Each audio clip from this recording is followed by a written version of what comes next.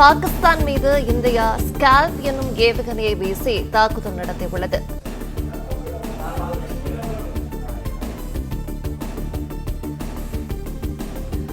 பாகிஸ்தான் மீது India scalp என்னும் ஏவுகணையை வீசி தாக்குதல் நடத்தியுள்ளது. கூடுதல் விவரங்களை செய்தியாளர் ராஜகுமரன் வழங்கிட கேட்கலாம். ராஜகுமரன், வணக்கம். இது தொடர்பான விவரங்களை பகிரலாம்.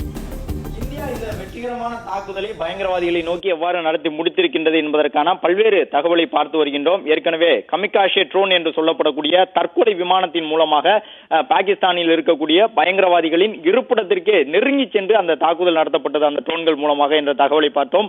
மற்றொரு பக்கம் ரஃபேல் விமானம் ஏவுகணைகளோடு சென்று பாகிஸ்தான் எல்லை அருகே நின்று கொண்டு இந்திய எல்லைக்குள் இருந்தவாறே பாகிஸ்தானினுடைய தீவிரவாத நிலைகள் மீது தாக்குதலை வெற்றிகரமாக நடத்தி முடித்து தன்னுடைய நிலைக்கு திரும்பி இருக்கின்றது என்ற தகவலையும் பார்த்தோம்.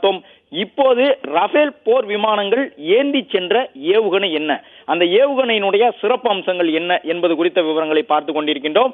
அந்த அடிப்படையில் ஸ்கால்ப் என்று பெயரிடப்பட்டிருக்கக்கூடிய ஒரு ஏவுகணையைத்தான் ரஃபேல் விமானங்கள் ஏந்தி சென்று பாகிஸ்தான் எல்லை அருகே நின்று கொண்டு பாகிஸ்தானினுடைய பயங்கரவாத முகாம்கள் மீது குண்டு மழை போல பொழிந்துவிட்டு திரும்பி வந்திருக்கின்றன என்ற தகவல் தெரிய வந்திருக்கின்றது.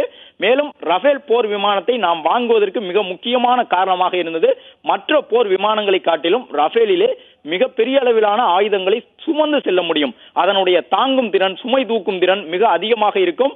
உயரமாகவும் ரஃபேல் பறக்கும். எவ்வளவு பெரிய சுமையையும் ஏந்தி செல்லும். அதாவது ஏவுகணையினுடைய எடை அளவு மிக அதிகமாக இருந்தாலும் ரஃபேல் அதை மிக இலாவகமாக கையாளக்கூடிய ஒரு நவீன போர் விமானம்.